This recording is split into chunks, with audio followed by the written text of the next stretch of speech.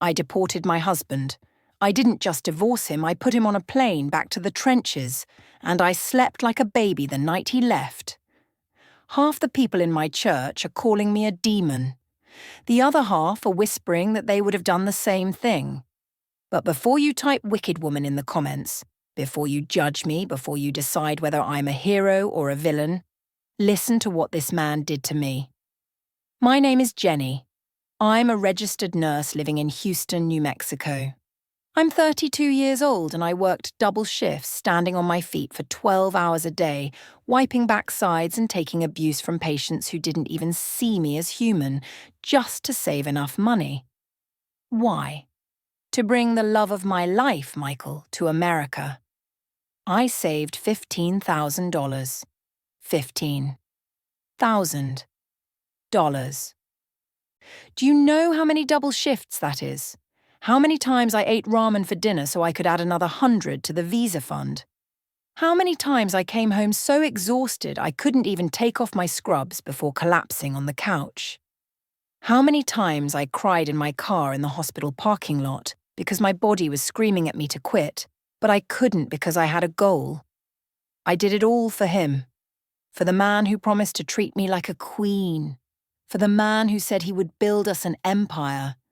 For the man who looked me in the eyes at George Bush Intercontinental Airport and cried tears of gratitude when I picked him up. I thought I was bringing home my future. I thought I was bringing home the man I would grow old with, the father of my future children, the person who would finally make this big, empty house feel like a home. I was wrong, so wrong. But I'm getting ahead of myself. You need to understand how we got here. You need to see what I saw, feel what I felt, so you can understand why I did what I did.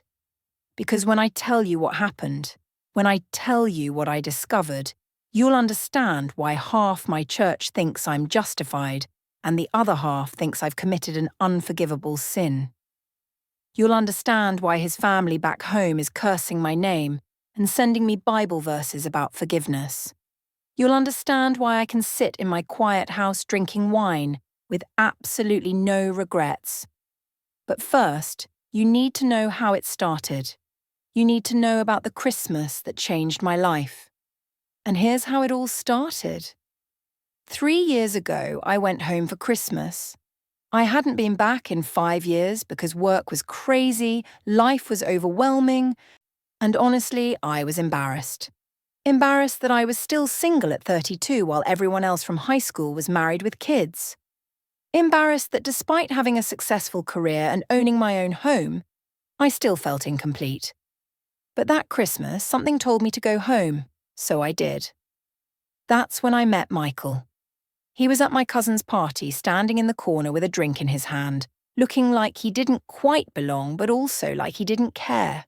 Tall, handsome, with this smile that could light up a room and a confidence that was magnetic. And that accent? Lord, that accent made my knees weak every time he spoke. We talked for hours that night. He told me he was a struggling engineer with big dreams but no opportunities. He talked about how hard it was back home, how corruption made it impossible to get ahead no matter how talented or hardworking you were, how he had all these plans and ideas but no way to execute them. The system is broken, he said, shaking his head with frustration. A man can work his whole life and still have nothing to show for it. I felt for him, I really did. By our third date, I was hooked.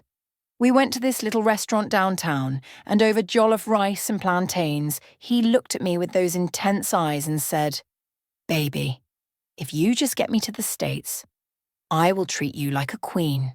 I will work hard. I will build us an empire. I promise you, you will never regret giving me this chance." I believed him. I was 32 years old, single and lonely, in a big house that echoed every time I walked through it. I wanted a family. I wanted someone to share my life with. I wanted to stop coming home to silence and start coming home to laughter and love. And Michael seemed perfect. After I went back to the States, he texted me every morning with sweet messages. called me every night to tell me about his day, sent me voice notes telling me how much he missed me, how he couldn't wait to start our life together, how I was the best thing that ever happened to him. For 8 months, I worked overtime. I picked up every extra shift I could. I saved every single penny. I paid lawyers, filing fees, bought plane tickets for his embassy interviews. $15,000 later, his K-1 visa was approved. The day I got the email, I cried tears of joy in the break room at the hospital, and my co-workers hugged me and congratulated me. I thought my life was beginning.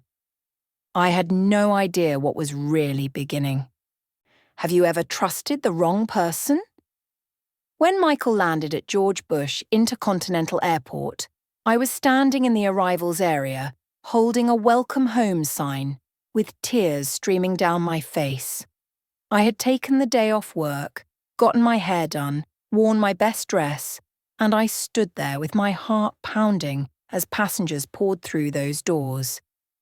And then I saw him. He walked through, spotted me, and his face broke into the biggest smile I'd ever seen. He dropped his bags and ran. He picked me up and spun me around like we were in a romantic movie, and I laughed and cried at the same time. "I'm finally here, baby," he whispered into my hair. "Finally here with my angel." For the first 6 months, he was everything he promised and more. He woke up before me every single morning and cooked breakfast. Eggs, toast, bacon, fresh orange juice, everything ready by the time my alarm went off. He cleaned the house without being asked. He did laundry. He organized my closet. He made the bed with hospital corners because he knew I liked things neat.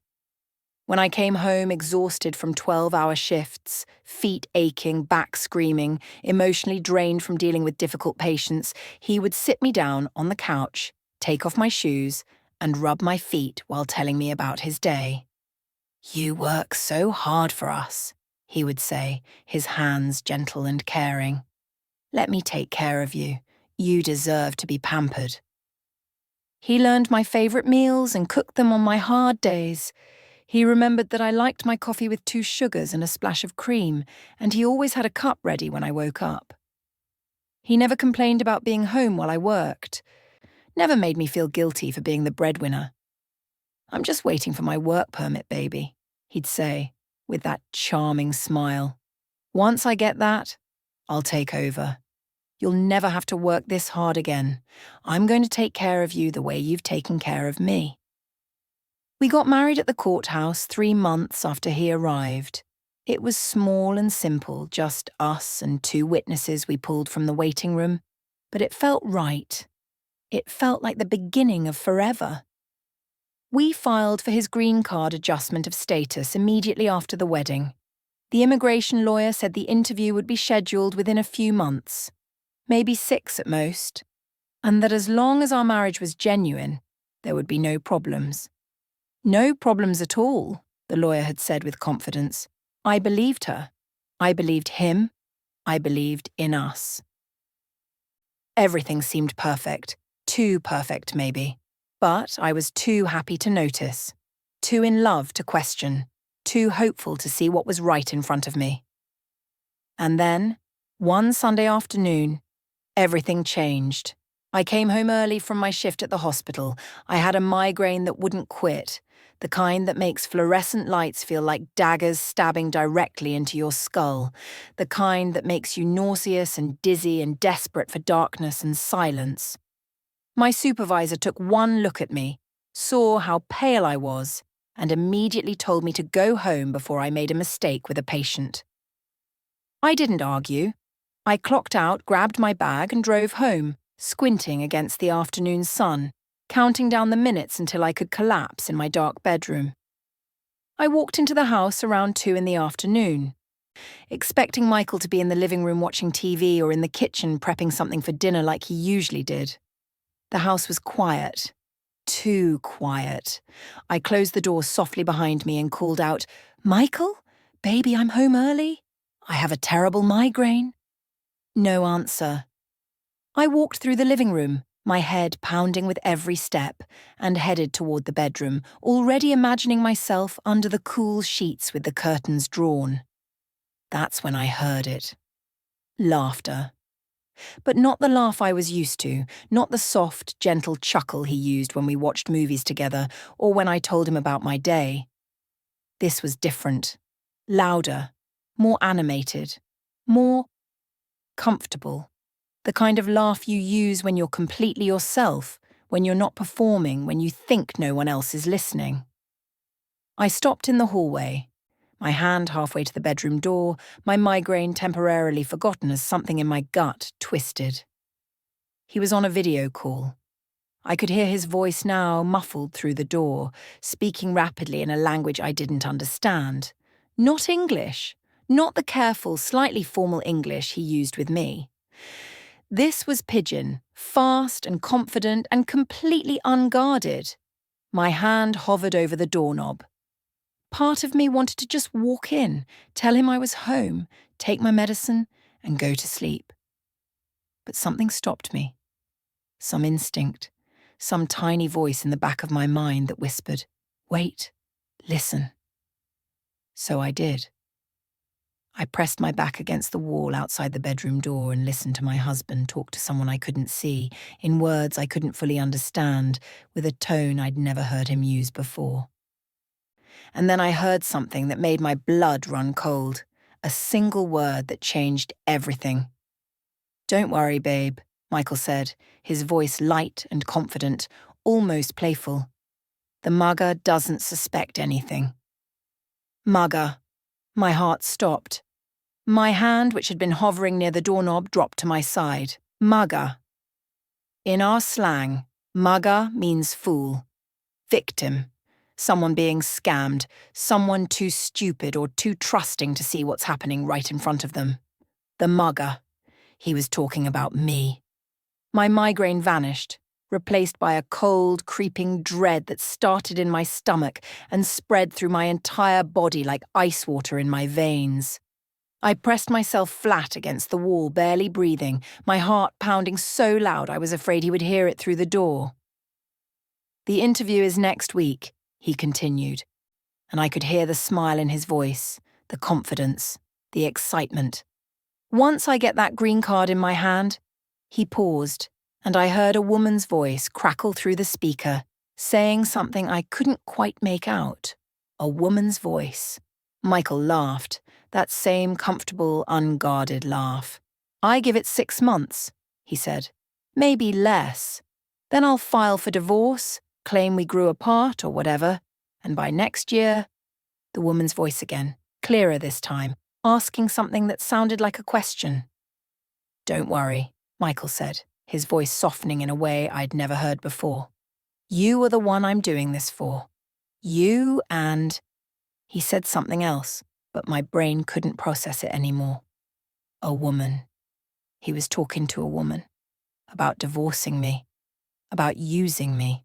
About calling me the Magar. I stood there frozen, as my entire world tilted sideways. Every foot rub, every home-cooked meal, every "I love you, angel," every gentle kiss, every promise about our future together. Was it all fake? My legs started shaking, my hands were trembling, but I didn't move. I couldn't move, because I needed to hear more. I needed to know exactly who I had brought into my home, into my bed, into my life. I needed to know who this man really was.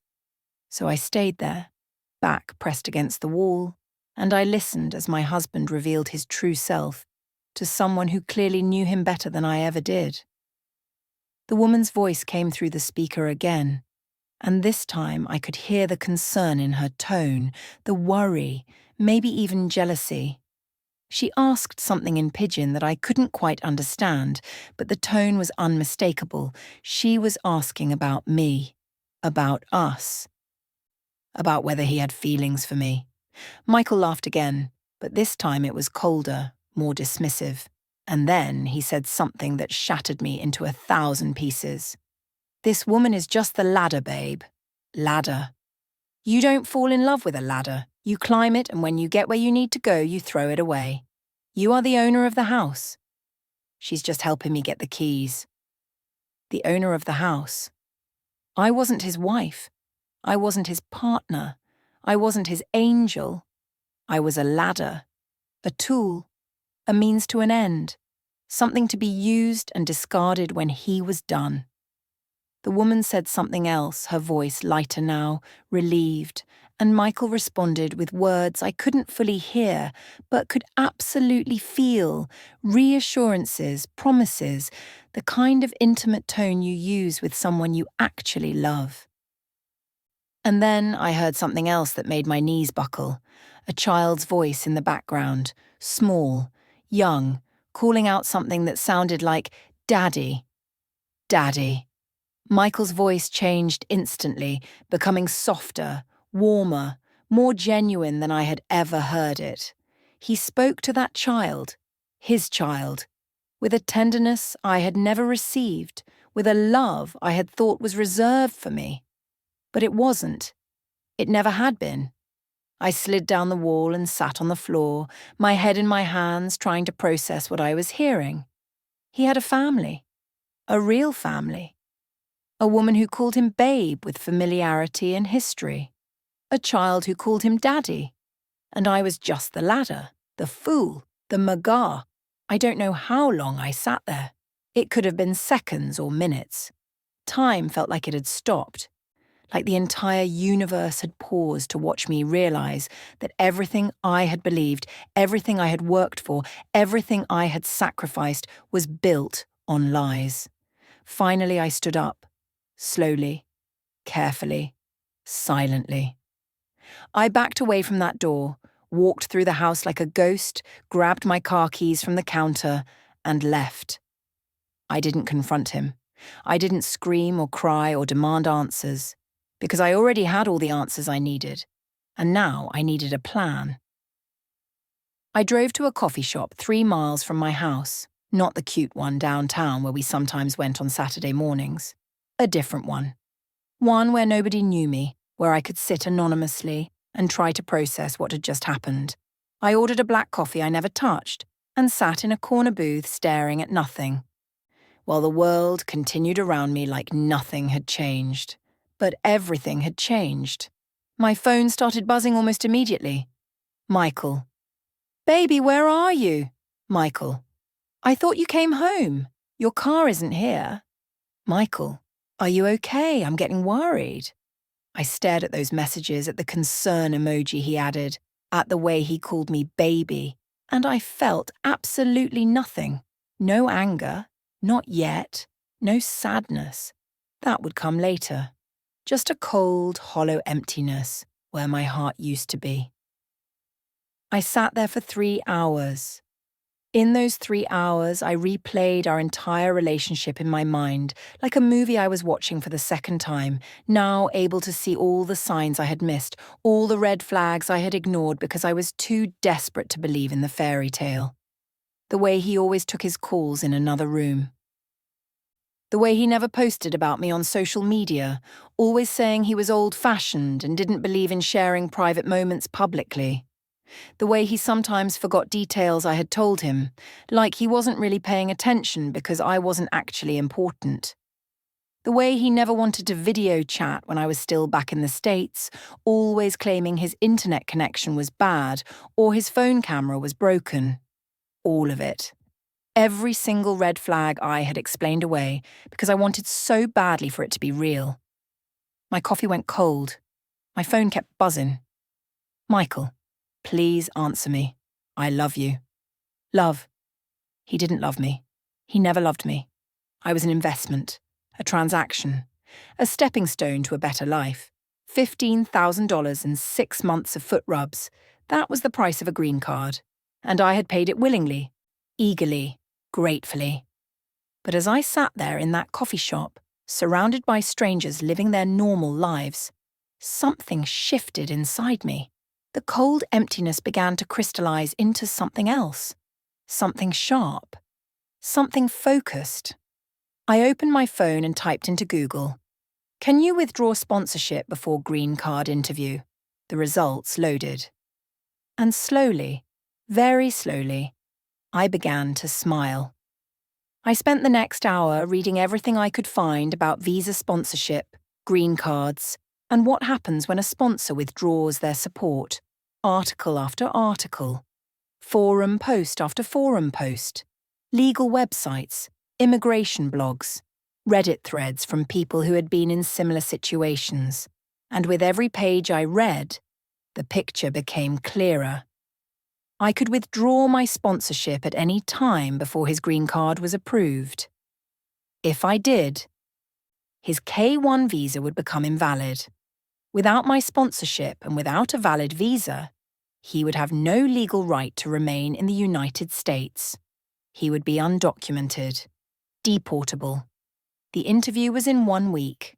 I had 1 week to decide what to do with this information, 1 week to decide whether to let him get away with it or to protect myself.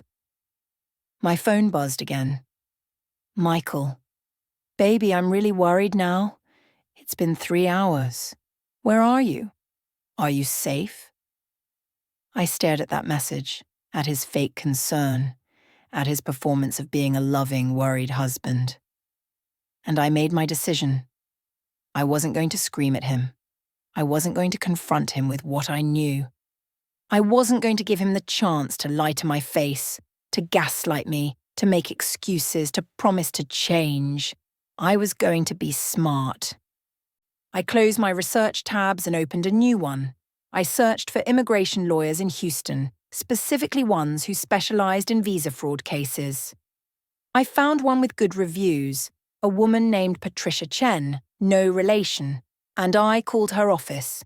Chen, Immigration Law, how can I help you? I need to speak with an attorney about withdrawing my I-864 sponsorship, I said, my voice steady and cold. My husband committed marriage fraud. There was a brief pause. I see. Can you come in tomorrow morning? We have an opening at 9. I'll be there. I hung up, then I checked the time. It was almost 6 in the evening. I had been gone for 4 hours. Michael had called me 12 times and sent 23 text messages, each one more frantic than the last. Time to go home. Time to put on the performance of my life. Because if he could pretend to love me for 6 months, I could pretend everything was fine for 1 week. 1 week until that interview. 1 week until he found out that the mugger was smarter than he thought. I pulled into the driveway at 6:47 p.m. Michael's face appeared in the window the second my car door opened, and he rushed outside before I even made it to the front door. Jenny! Oh my God, baby, where were you? I've been calling and calling. I was about to call the police. He wrapped his arms around me and I forced myself not to flinch, not to pull away. Instead, I leaned into him and let out a tired sigh. I'm sorry, baby. My migraine got worse, so I went to the urgent care clinic. They gave me some medication and told me to sit in their quiet room for a while until it kicked in. My phone was on silent. I didn't even see your messages.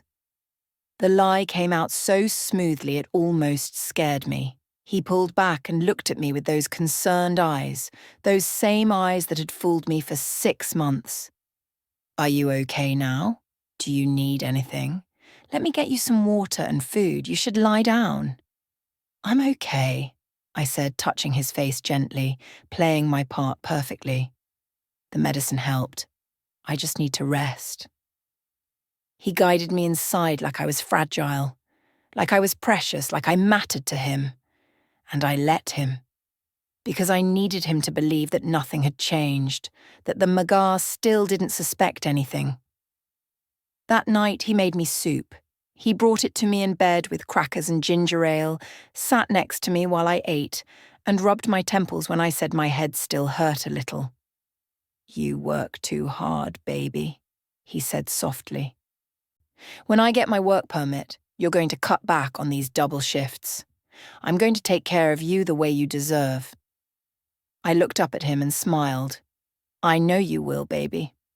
I know. He kissed my forehead, and I felt absolutely nothing. That night, he held me while we slept. and his arms felt like a prison. But I didn't move away. I stayed there, breathing slowly, pretending to sleep, while my mind raced through everything I needed to do. Tomorrow morning, meet with the lawyer. Tomorrow afternoon, gather all the evidence I could find. Next week, watch his world fall apart. I finally understood what they meant by revenge is a dish best served cold. Because mine was ice cold. And it was almost ready. The next morning, I told Michael I had to go in early for a staff meeting. On a Monday? He asked, surprised. Yeah, they're doing some policy updates. Should only be a couple hours, I said, already grabbing my keys. I'll be back before lunch. He kissed me goodbye at the door. Love you, Angel. Love you too, I said. Another lie, but I was getting good at those. Patricia Chen's office was in a professional building downtown, and when I walked in at exactly 9 a.m., the receptionist was already expecting me. Ms. Chen, Attorney Chen will see you now. Patricia Chen was a woman in her 50s with sharp eyes and an even sharper suit. She shook my hand firmly and gestured for me to sit. Tell me everything, she said, opening her notepad. So I did. I told her about meeting Michael at Christmas, about the $15,000 I spent, about the 6 perfect months, about coming home early with a migraine and overhearing the phone call. About the word maga, about the woman's voice, about the child calling him daddy, about his plan to divorce me 6 months after getting his green card. I told her everything, and she listened without interrupting, taking notes, her expression neutral and professional. When I finished, she set down her pen and looked at me directly. Do you have any proof of what you overheard? I hesitated. I didn't record it. I was in shock. I just left. She nodded slowly. That's understandable, but without concrete evidence, this becomes more complicated. It's your word against his, and immigration courts need documentation. My heart sank. However, she continued, if you can get evidence, emails, text messages, social media posts, anything that proves he has another family, or that this marriage is fraudulent, then we have a case. A strong one. How do I get that? She leaned back in her chair. Does he have a laptop? A phone? Email accounts you have access to? I thought about his laptop in our bedroom, the one he used when I was at work. Yes. Then I suggest you document everything you can find. Photos of messages, screenshots of emails, anything that supports your statement. Once you have that, we'll submit a withdrawal of your I-864 sponsorship along with the evidence to USCIS. And then what happens? Her expression was grim but satisfied. Then they'll likely detain him at the interview and begin deportation proceedings. I sat with that for a moment. Detention. Deportation. Part of me felt guilty, but then I remembered his laugh on that phone call, the way he called me the ladder, and the guilt evaporated. How soon can we do this? I asked. As soon as you get me the evidence. I stood up and shook her hand. You'll have it by tomorrow. Tuesday morning, Michael left for the gym at 7:30 a.m. like he always did. I'll be back in an hour, baby, he called out as he grabbed his gym bag. Okay, be safe, I called back from the kitchen, pretending to make coffee. The second his car pulled out of the driveway, I moved. I went straight to our bedroom and opened his laptop. He didn't know that I knew his password. He thought I didn't pay attention when he typed it in, but I did. I always did. I typed it in. Empire 2024. The laptop unlocked. My hands were shaking as I opened his email. And there it was. Hundreds, no, thousands, of emails. Emails to someone named Kayoma. I clicked on the first one, dated 2 months ago. My love, just a few more months, and we'll be together again. I'm doing this for us, for Junior and Blessing. Stay strong. Junior and Blessing, his children. I kept scrolling, clicking, reading, my stomach turning with each message. Photos of 2 kids, a boy who looked about 7 and a girl who looked about 4. Screenshots of money transfer receipts. Money I thought he was sending to his sick mother was actually going to her. To them. The interview is scheduled for next week. Once I have the green card, I'll file for divorce and then start the process to bring you over. Just be patient, my queen. My queen. He called her my queen. He called me the ladder. I took photos of everything with my phone, every email, every photo, every receipt, every message that proved he had a whole other life, a whole other family, a whole other plan. Then I opened his WhatsApp on the laptop. More messages. More photos. More evidence. A video of the little boy saying, "I miss you, Daddy. When are you coming home?" Michael's response, "Soon, Junior. Daddy is working hard to bring you to America. Just a little longer." I recorded everything. By the time I heard his car pulling back into the driveway 55 minutes later, I had closed everything, cleared the browser history, and was sitting on the couch scrolling through my own phone like nothing had happened. He walked in, sweaty and smiling. "Hey, baby. Miss me?" I looked up and smiled back. "Always." He kissed the top of my head and headed for the shower, and I sat there with a phone full of evidence that would destroy him. That afternoon, while Michael was watching TV in the living room, I went to the bedroom and called Attorney Chen. "I have it," I said quietly. "Everything. Emails, messages, photos of his kids, money transfers, all of it." "Excellent," she said. "Send everything to my email. I'll draft the withdrawal letter and submission to USCIS today. We can file it tomorrow." "How long until the interview?" 5 days. "Will they receive it in time?" "They will." "And Jenny?" "Once we submit this, there's no going back. Are you absolutely sure?" I thought about that question. Was I sure?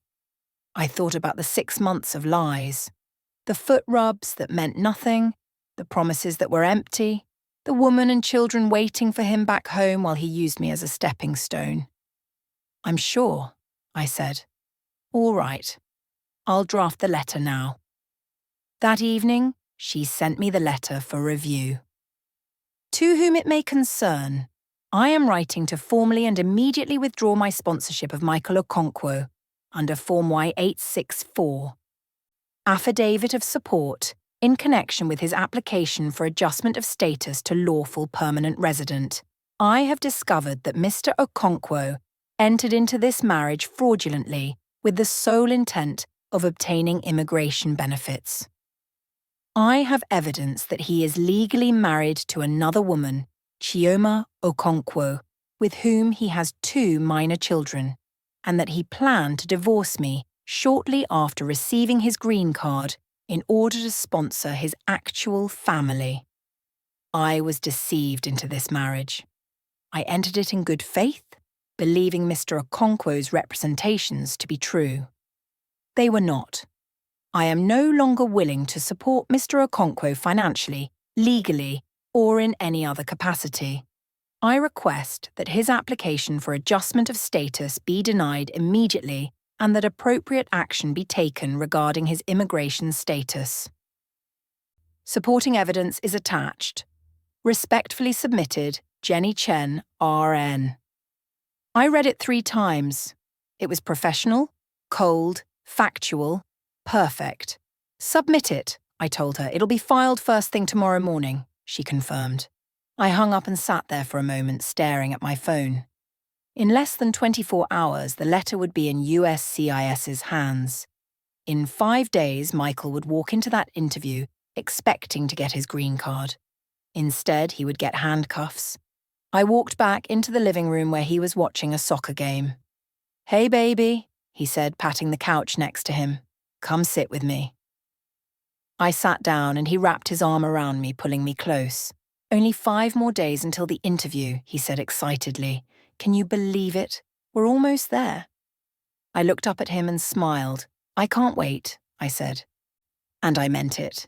The next 3 days were the longest of my life. Every morning, I woke up next to a man I now knew was a complete stranger, and I had to pretend that everything was fine, that I still loved him, that I still believed in our future together. Wednesday morning, Michael woke up extra cheerful. 4 more days, baby. 4 more days. And we're officially official. He made pancakes shaped like hearts, and I ate them while smiling and pretending my stomach wasn't in knots. That afternoon, he asked me to help him pick out what to wear to the interview. I want to look good, professional but not too formal, approachable, like someone who deserves to be here. We went through his closet together, and I helped him choose a navy blue suit with a light blue tie. Perfect, I said, straightening the tie around his neck. You look perfect. He kissed me. I couldn't do this without you, Jenny. You're my everything. I smiled and kissed him back, tasting the lie on both our lips. Thursday evening, 2 days before the interview, his phone rang while we were having dinner. He glanced at the screen and I saw his expression change for just a split second, a flash of panic quickly covered. I need to take this, he said, standing up. It's about a job opportunity. I'll be right back. He walked into the bedroom and closed the door. I sat there, fork in hand, listening to his muffled voice through the wall. I knew who he was talking to. I knew he was reassuring her, telling her everything was going according to plan. That soon, very soon, they'd be together. When he came back 10 minutes later, his smile was back in place. Sorry about that, baby. Just some networking stuff. No problem, I said. Everything okay? Everything's perfect. Friday night, the night before the interview, we went to bed early. Michael was nervous. I could feel it in the way he tossed and turned, in the way he kept checking his phone, in the way he held me just a little too tight. Are you nervous? I asked in the darkness. A little, he admitted. What if something goes wrong? I stroked his hair, playing the supportive wife one last time. Nothing will go wrong, baby. We have nothing to hide. Our marriage is real. They'll see that. He relaxed against me. You're right. We've got this. We do, I whispered. He fell asleep in my arms. I stayed awake, staring at the ceiling, counting down the hours until morning. Until justice. Saturday morning arrived with bright sunshine and clear skies. Perfect weather for a life-changing day. Michael was awake before his alarm, and I could hear him in the bathroom, going through his morning routine with extra care. When he emerged, freshly shaved and smelling like cologne, he looked at me with nervous excitement. Today's the day, he said, grinning. Today's the day, I echoed, getting out of bed. I took my time getting ready. I chose a simple but elegant dress, navy blue to match his suit. I did my makeup carefully, styled my hair, put on the earrings he'd bought me for our courthouse wedding anniversary. I looked like the perfect supportive wife. When I came out of the bathroom, Michael was standing in front of the mirror, adjusting his tie for what must have been the 10th time. Do I look okay? He asked, turning to me. You look handsome, I said honestly. He did. You look like someone who belongs here. His smile was so genuine, so relieved, it almost made me feel something. Almost. He took a selfie in his suit and immediately posted it to his WhatsApp status with the caption, Big day, wish me luck. I saw it. I wondered if Kioma saw it too, if she was sitting in their home with their children, waiting for the good news. The drive to the USCIS office took 40 minutes.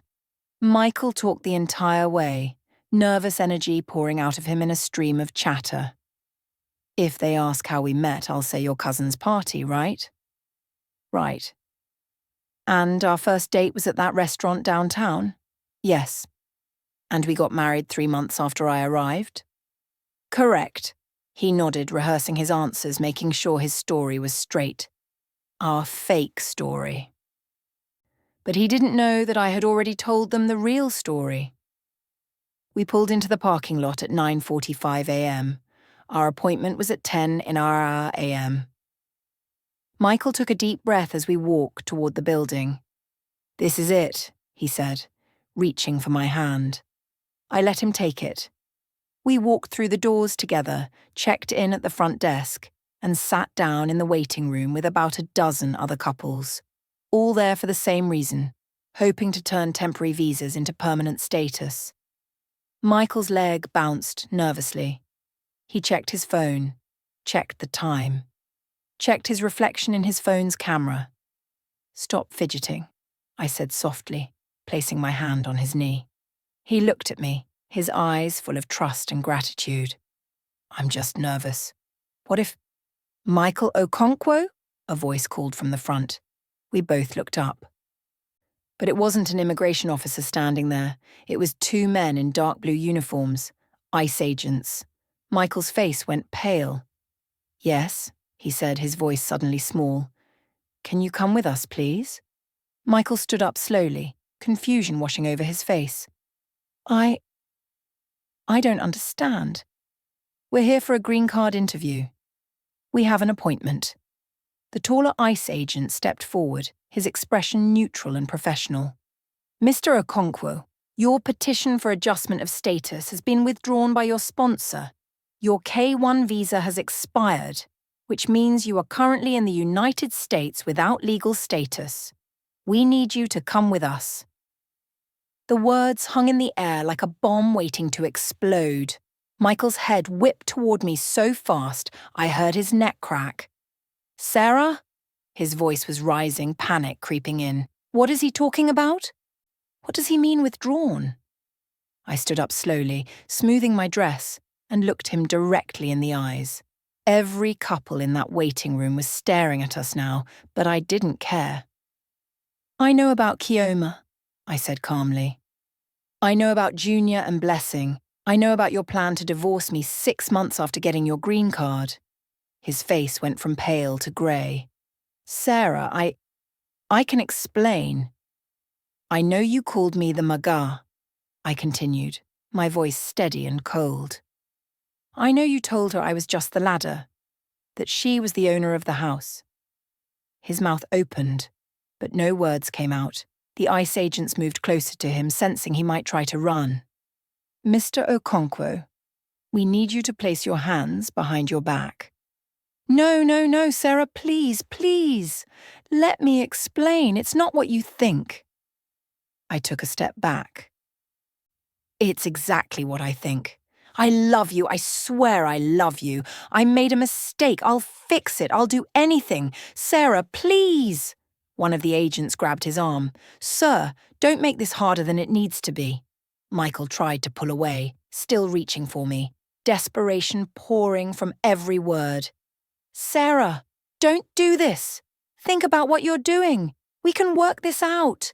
Sarah." I looked at him one final time. This man I had sacrificed everything for, this man who had played me like a fool, and I said the words I'd been practicing for a week. "I am not a ladder, Michael." His eyes went wide with recognition, the exact words he'd used. "And this Maga has closed the bank." Click. The handcuffs locked around his wrists. Sarah, no, please." I turned and walked toward the exit. His voice echoed through that waiting room, screaming my name, begging, pleading, promising things he never intended to keep. I pushed through the glass doors, stepped into the sunlight, got in my car, and drove away.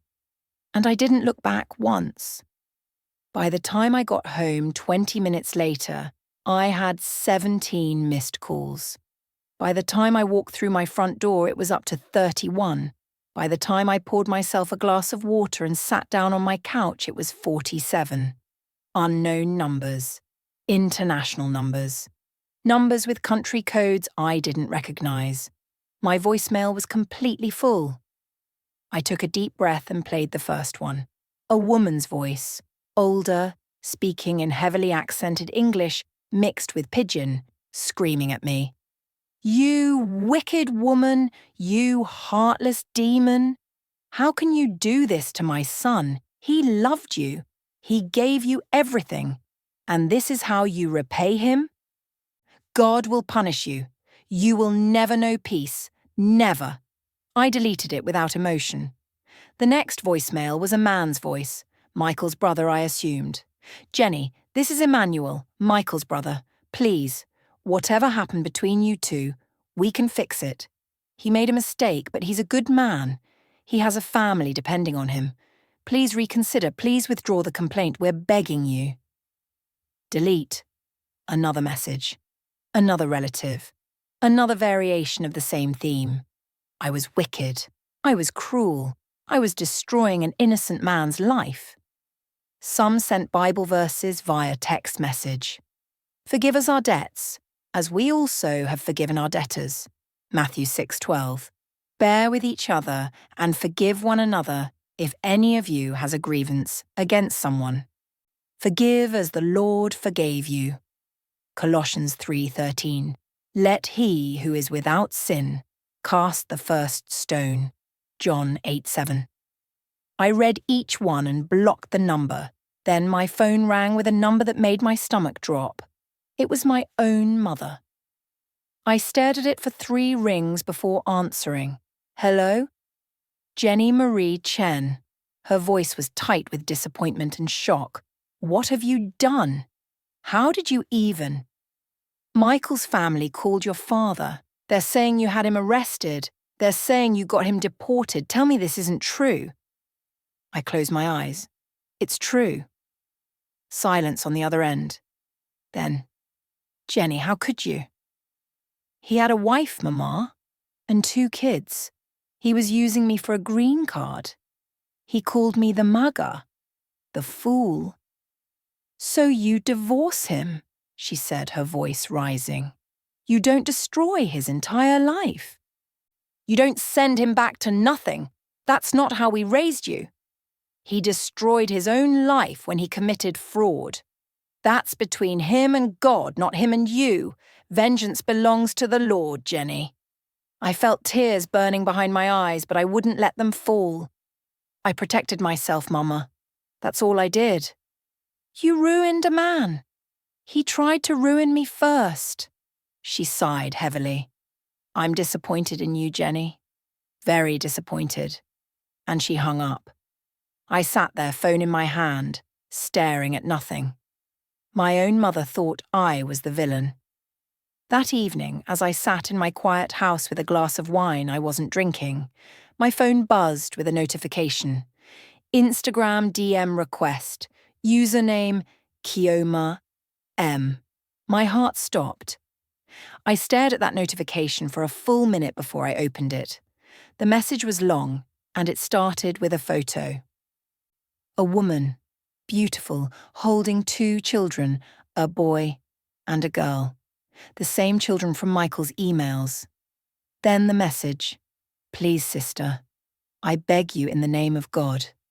I know you are angry with my husband. I know he wronged you. But please, I am begging you, do not send him back to us like this. We have nothing here, no money, no food, no future. Michael was our only hope. He told me you knew about us. He said it was an arrangement that you agreed to help him get his papers so he could bring us over. He said you understood that we were his real family and that you were just helping. I did not know he lied to you. I did not know he told you he loved you. I am sorry, sister. I am so sorry. But please, if you have any mercy in your heart, please help him. Not for him, for these children. They ask for their father every day. Junior cries at night. Blessing doesn't understand why Daddy left. They are suffering. I am suffering. Please, sister, please have mercy on us. I read it 3 times. Then I looked at the photo again. At the little boy with Michael's eyes, at the little girl with his smile, at the woman who called him her husband while I was calling him mine. Part of me felt something. Guilt, sympathy. sadness for children who didn't ask to be part of their father's scheme. But then I remembered something. I remembered that I wanted children too. I remembered working myself to exhaustion for the chance to build a family. I remembered the empty bedroom in my house that I had started decorating as a nursery in my mind. I remembered that while she had her children and her husband, however absent he was, I had nothing but lies and broken dreams. He lied to her. Yes, but he stole from me. He stole my time, my money, my hope, my chance at having the family I desperately wanted. And she wanted me to give him back so he could continue the con, bring them over and leave me with nothing but the memory of being the ladder. I looked at that message one more time, then I closed it. I didn't respond. I left her on read. And I blocked the account, because I wasn't responsible for fixing the mess he created. I wasn't responsible for his children or his wife or his broken promises to them. I was only responsible for protecting myself. And that's exactly what I did. I almost didn't go to church that Sunday. I sat in my car in the parking lot for 15 minutes, watching people walk in, knowing that by now everyone had heard some version of the story. Small churches are like that. News travels faster than prayer requests. But I had done nothing wrong, and I wasn't going to hide like I had. So I got out of the car, straightened my dress, and walked through those doors with my head up. The moment I stepped inside, I felt it, the stares, the whispers, conversations that stopped mid-sentence when I walked past. I found my usual seat in the 4th row and sat down. My best friend Sandra slid in next to me a moment later and grabbed my hand. "Ignore them," she whispered. "Just ignore them."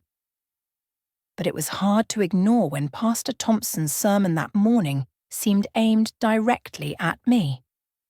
"Forgiveness," he began, his voice filling the sanctuary. "Forgiveness is what separates us from the world. It is what makes us Christ-like.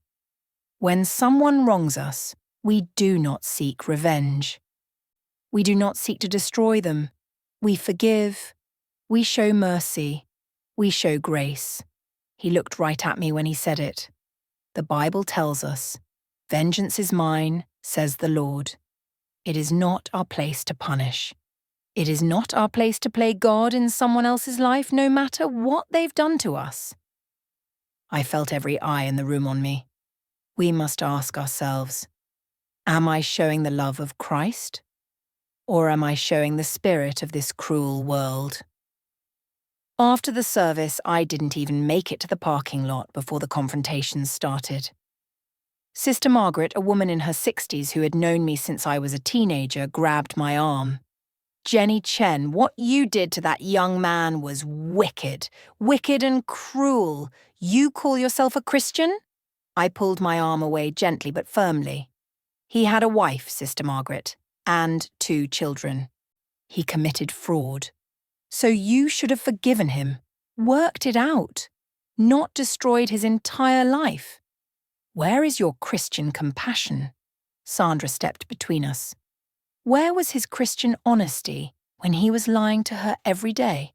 "Stay out of this," Margaret snapped, but others were gathering now, and I could see the congregation splitting right before my eyes. Brother James, a deacon, shook his head sadly. "I'm sorry, Sister Margaret, but I would have done the same thing Jenny did. That man was a con artist." Sister Paula touched my shoulder. "You did what you had to do, honey. Don't let anyone make you feel bad about protecting yourself." But Brother David crossed his arms. She should have handled it differently. This was too harsh, too cruel. The voices got louder, people taking sides, some defending me, others condemning me. And I just stood there in the middle of it all, watching my church family tear itself apart over my decision to choose myself. Finally, I'd had enough. "I'm leaving," I announced to no one in particular. I walked to my car while arguments continued behind me, got in, and drove away. And I didn't look back at that building either. I don't know who posted it first. Maybe someone from church. Maybe one of Michael's relatives. Maybe just someone who heard the story third hand and thought it was too dramatic not to share. But by Monday morning, my story was everywhere. TikTok, Twitter, Facebook, Reddit, YouTube. Woman deports husband after discovering he had another family. Nurse spent $15K on visa fraud. Husband then got ICE involved. She called herself the Magar and destroyed him. Did she go too far? The comment sections were absolute war zones. On one side, queen behaviour. She did exactly what she should have done. Play stupid games, win stupid prizes. He got what he deserved.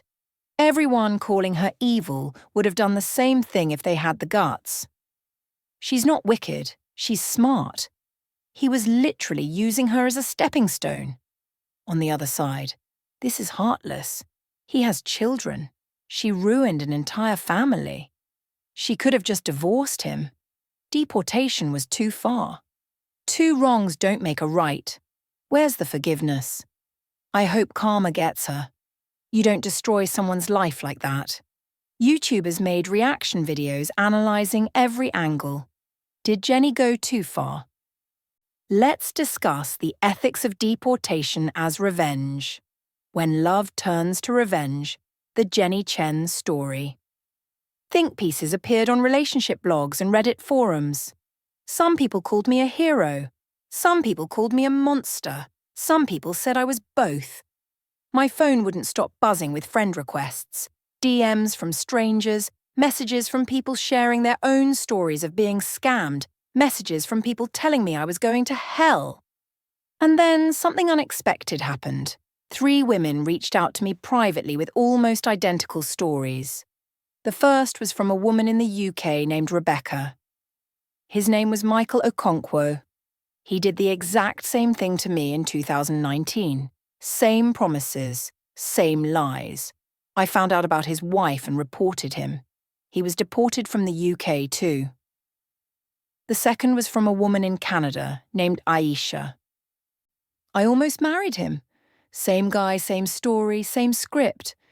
I figured it out before the visa was approved and backed out. He ghosted me immediately. The third was from a woman in Australia named Melissa. He tried it with me too. I did a reverse image search on his photos and found out they were stolen. That's when I knew. I stared at these messages in shock. Michael wasn't just a liar. He was a serial scammer, a professional con artist. And I wasn't his first victim. I was just the first one who got him deported successfully. 1 year has passed since I walked out of that USCIS building while Michael screamed my name in handcuffs. 365 days since I chose myself over the man who saw me as nothing more than a ladder. And people still ask me the same question, over and over again. Jenny, do you regret it? So let me answer that once and for all. No. I don't regret deporting my husband, not for a single second. Do I regret trusting too quickly? Absolutely. I regret ignoring the red flags because I was desperate for love and companionship. I regret spending $15,000 on a man I barely knew. I regret being so lonely that I made myself vulnerable to someone who saw that vulnerability as an opportunity. But do I regret withdrawing my sponsorship, reporting the fraud, and watching ICE officers put handcuffs on the man who called me the Magar? Never. Here's what people don't understand when they call me heartless or cruel or wicked. He didn't just lie to me, he weaponized my loneliness. He studied my pain points, my insecurities, my desperate desire for family, and he became exactly what I needed so he could use me as a stepping stone to a better life. And when I discovered the truth, I had 2 choices. I could forgive him, let him stay, divorce him quietly, and watch him bring over his real family while I nursed my broken heart in silence. Or I could protect myself. I chose myself. And that doesn't make me a demon. It makes me smart. It makes me strong. It makes me someone who refuses to be a victim. In the years since that day, my life has changed completely. I got promoted to charge nurse at the hospital. Better pay, better hours, more respect. I started a blog helping other women recognize visa fraud and immigration scams. Thousands of women have reached out with their own stories, and I've been able to help several of them avoid what happened to me. I repainted my house. New furniture. New energy, new life. I even started dating again, carefully, slowly, with healthy boundaries and zero tolerance for red flags. His name is David. He's a teacher. He was born and raised in Texas. He has no secret families, no hidden agendas, no plans to use me for anything except companionship. We're taking it slow. Because I'm not desperate anymore. I'm not lonely anymore. I'm not willing to sacrifice my peace for anyone ever again. Sandra tells me I'm glowing, and for the first time in years, I actually feel like I am. Michael is back in his country. I don't know what happened to him after he was deported, and honestly, I don't care. That's not my responsibility. His choices led to his consequences, and I'm not going to carry guilt for protecting myself from his lies. His family still sends me messages sometimes. Angry ones, pleading ones, guilt-tripping ones. I block them all. Kioma stopped reaching out months ago. I hope she's okay. I hope their children are okay. But their situation is not my fault, and it's not my burden to fix. Some people will never understand my decision. Some people will always think I went too far, that I should have shown mercy, that I should have forgiven and forgotten and let him stay. But here's what I know for sure. I worked too hard for my peace to let a con artist live in it. I sacrificed too much to build my life to let someone use it as a ladder to theirs. And I deserve better than being called the maga by someone who promised to treat me like a queen. So to everyone watching this, to everyone who's been following my story, to everyone who's ever been used, manipulated, or made to feel like you're asking for too much by demanding honesty and respect, protect your peace, protect your paperwork, and never ever let anyone make you feel guilty for choosing yourself. Because sometimes the villain in their story is the hero in yours. Now tell me in the comments, what would you have done differently if you were in my situation? And if this story taught you something, if it opened your eyes, if it made you think, if it reminded you to protect yourself, hit that follow button and share this with someone who needs to hear it. Because I'm not done telling my truth. And maybe, just maybe, my truth will help someone else recognize theirs.